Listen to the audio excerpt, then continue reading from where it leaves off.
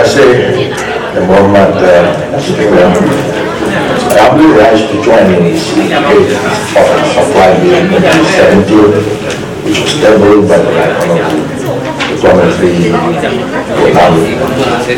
Thank you, Tuang Dato, Perdana Menteri, satu budget yang benar-benar memberikan hasrat dan hati suci beliau untuk melihat pembangunan di luar bandar terus dicapaikan, di mana telah disuarakan ini dan juga di dalam manifesto semasa beliau lepas.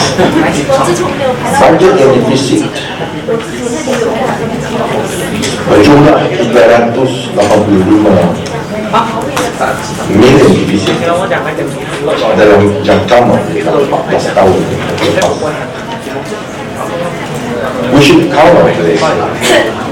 We had been having a streak of 14 years of good surplus budget. But nevertheless, this deficit in this year's budget is fully justified right now. We should count on this. Major cities and towns in Sarawak continue to flourish in development, even though most of these cities were somehow in the hands of the opposition as far as politics concerned. It is our effort to strike an equitable balance, though not the equal balance between the urban and rural divide. Against the backdrop of a global economy that is full of volatility and uncertainties, we still manage to have a handsome budget, handsome revenue, I believe, in this coming year, though it was only estimated to be something about 5.2 billion. But with the prudent management of the Tuang administration, we will be able to see that all the programs, the development programs, the projects, especially the rural areas, successfully implemented. Now there are much that are due to external factors which led us into this position. But I believe the Tuang administration will be able to see new revenue streams, new methods of getting revenue from the one we have right now, that we are basing so much of our dependency on oil and gas and our resources. Maybe one of those ways that we, for example, in tourism, I have my constituency, a lot of tourism potential.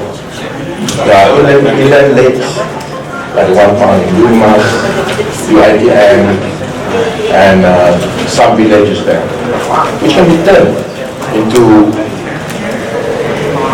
what do you call it, tourism parks, where boat race like the one you can find in Oxford and the Cambridge can be introduced. I believe the Honorable Minister of Tourism of Sarawak had said something in the television news that overwritten us. But there was a pursuit with the Muhammad Nazri Aziz, Minister of Tourism Nation, about the revenue inland lakes in my constituency, return to the tourism product, whereby the lakes can be used for canoe racing or boat racing. As I said, like the one in Oxford and Cambridge, which maybe since 1859, they've been doing boat racing every year. And that one had a spin-off that are immense. So I believe UITM and UNIMAS could be cultured and nurtured to have this as a yearly event and become an event which can be put in the tourism calendar, so that kota ilmu is what we know about kota Semarahan, Muara Tuang, can be put in the world map, where you can get rowers and boat races from all over the world, even from Oxford, Cambridge, Japan, New Zealand, and so on, to compete. In that kind of what I call event, the people from our kampung will never be left behind too. They can bring their products to the fore and showcase them during these events. I propose, although it's not in this budget, but I propose Ministry of Tourism be kind enough to follow up with the Tourism Ministry in the federal level about this proposal which I put through the Yang Menteri Pelancongan Malaysia, Sri Nazri Aziz, and I believe it had been also communicated through the Ministry of Tourism. So I am taking this as a very important issue in this debate, because that will be a catalyst and also a precipitator for Muara Tuang to be lifted up. And there will be a paradigm shift in this kind of time when things are so difficult to sell. People in the kampung have their products, but they don't have their company. And if you have such an event, they can bring up these products to the fore. Of course, they will spur more stimulative activities from the kampung. Now, boat racing, I did not just suggest boat racing just because they are late. If you care to know, every regatta on the Sarawak River, we have people from my kampung like Mpila, Tanjung Bondo, Kampung Melayu, Kampung Baru, and I think Kampung Melayu. There have been traditional boat races since the Raja time. They do the regattas in the Raja time, and they have very good skill which they pass to the younger generation. I believe UIPM and UIMAS, if they are to have this what I call the Oxford Cambridge kind of event, they can bring them into their fields, and that will more or less spark a new kind of new dimension in this racing business, and the event can help Sarawak bringing tourists to Sarawak as well as in my area. Talking about rural poverty, as we know that there's never a day that went without us in Barisan National thinking about eradicating poverty. This is our real enemy. Poverty is our real enemy.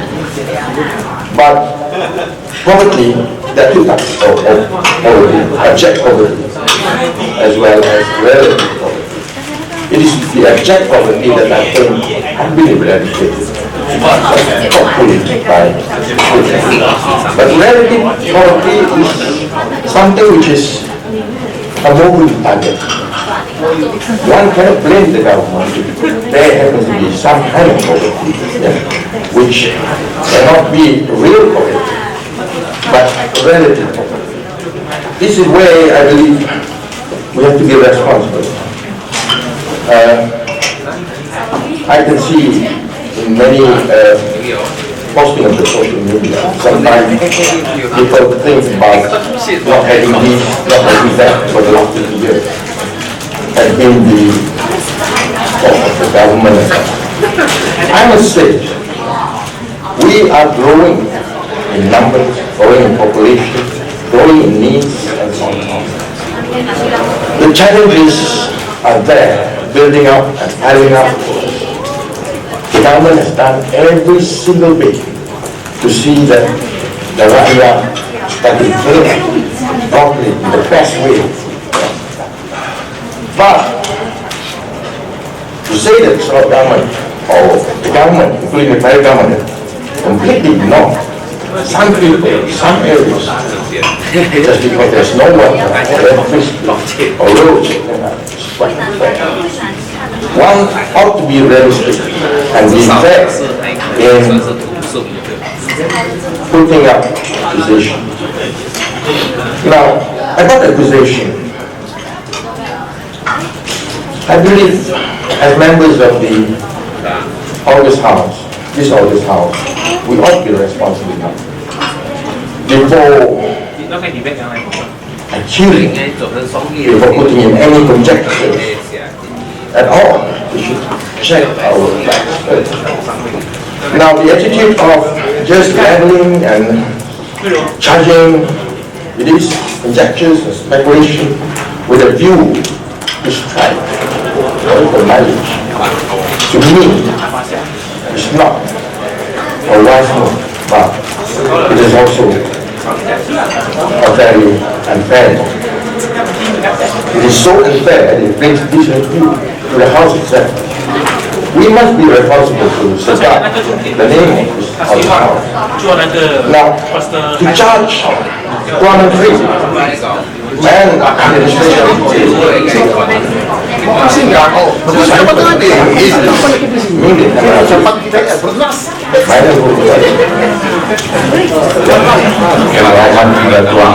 You have 1 minute to conclude. Yeah. Asking such serious question, testing the patience and the remit of the chair, I think should stop. At least that we must show mutual respect to each other. I believe the government has a system of check and balance. A computerized one, even a digital one, to detect MRP expenditure. We have a system under SIMO, we have a system under the SPU, to detect all, we have the audit system.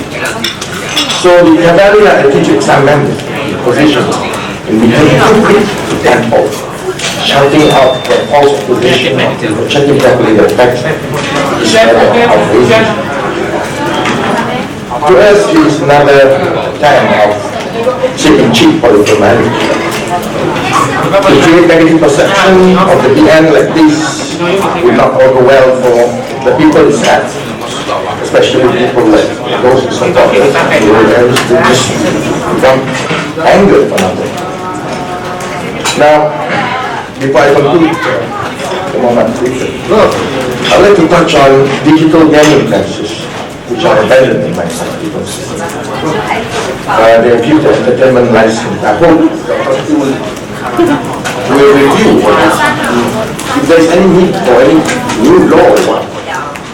While this proposed, I hope the administration believes because the vice and the evil it brings is immeasurable. Before I conclude also, I would like to urge that the state government should look also into the welfare and the needs of the ex-police and army personnel who are Sarawak born and their families as an appreciation of the state. This gesture would help to keep the sense of patriotism among our young. This over and above what we have at a local level. So, with that, I would say Merry Christmas, Merry Christmas, Selamat Hari Rasul. Maaf saya semoga